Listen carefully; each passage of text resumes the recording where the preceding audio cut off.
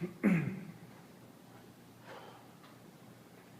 guys, curdhos here from Hostyle Conditioning, shooting our video today. Today I want to demonstrate a quick little 25-minute or 30-minute blitz on the chest and back. Sometimes we want to hit a lot of strength and get some conditioning at the same time. I like to throw in a variety of push-pull, opposing muscles, chest, back, some classic stuff. Just hits the body very differently. A lot of blood swelling in the front, then going to the back. Makes things tough, you get really tight, and just builds up a lot of muscle recruitment. Ton of work, a lot of thickness and heavy duty, and especially if you're doing something where you're in a bit of a hurry or you're trying to get a lot of volume in, it's a great way to superset and get your workout done. So I put the groups through it a few times this week in different variations, and what we worked with today overall was alternating between push-ups and bench press and kettlebell bent over row. You can use dumbbells, you can use a barbell. We just have a ton of kettlebells here at Hostile Conditioning, so it's easier for a group to move back and forth between the exercises. And what we did was we laddered down on our reps on the pushing, and we laddered up on our reps on the pulling or the back work. And what we also did to change it up a little bit, because I've done variations of this where it's just bench press or it's just push-ups, is I put the two together. So what we started off with is a push-up bench press combination, and you'll see over the 50, 40, 30, 20 reps, that's the reps that we did there, so it's a lot of reps. It was at 91, 20, 140, 150 reps.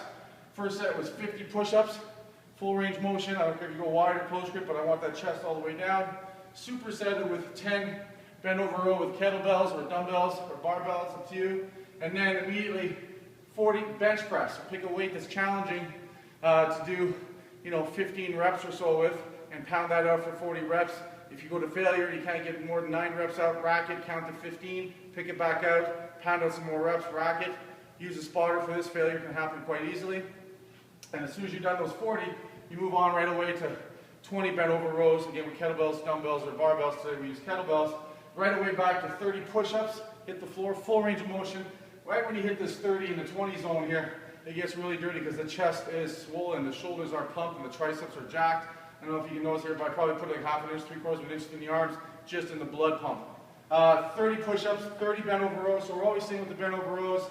Then back to 20 bench press reps, and then 40 rows, finally 10 push-ups, and 50 bent over rows. And I'll tell you, when I got down to that 20 benches, it was tough. It was really tough because the fatigue sets in right away. You're carrying over so much already from the pushing you've been doing.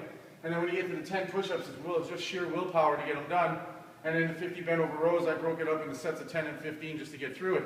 All in all, it took me 25 minutes and 43 seconds, resting 10 to 15 seconds when I had to, and pounding through it, trying to beat it down. For the bench, my body weight for push-ups, I'm about 315. For the bench, I used 225, 2 plates aside, pounded that out. So on my set of 50, I got, I think 25 or 28 reps out in the first little bit, racked it, then did a set of 10, and then I got pretty emotional after that and did some 5s and 3s and 2s to finish. In fact, when I cut down to the 20s, I had to go, I went 11, so I felt pretty good about that. Then it was 5, and then I was stuck doing 2 and 2, and those last sets of 2 and 2 were really dirty. And then the bent over rows. By the time you get to the bent over rows, you're gassed, you're breathing like crazy. For the bent over rows, I use 2 24-kilo kettlebells, which is 55 pounds per side. A little awkward because of the kettlebell, which makes it a little dirtier. Again, you can use a dumbbell or a bent over row, barbell. Just keep good form, make sure your back's neutral, and you got some good range of motion. Focus on full range stretching. When I'm using dumbbells or kettlebells, I like to bring it over the toes and then pull it back over the pockets. And like I said, pound it out as quick as you can. Give this one a try. Really good too, especially if you've been doing a lot of heavy bench and that kind of thing, and you want to change it up for a couple of weeks after 48 weeks of heavy bench routine. Give the nervous system a break, go more for that hypertrophy muscle blood pump factor. Throw this in for 1 or 2 workouts, and you'll see a world of difference. And when you go back to your doubles and singles and triples, it's going to feel a lot easier. You're going to have a lot more tightness under that bar, so it's phenomenal that way. So anyway, try this at home, try this at your gym, try this at your facility. If you have any questions or comments, curdhos@gmail.com. Facebook /Hostile Conditioning, on Twitter @Hostile Training. If you have any questions, like I said, let me know. Do this workout, time yourself, mark down your weights, and let me know. Give me a little review on it on a scale of 1 to 10, like near the end on a scale of 1 to 10. Cardio-wise, maybe a 6, 7, but as far as pump and tough and muscle fatigue, 9, 9.5. So anyway, it's curdhos from Hostile Conditioning saying, crush it.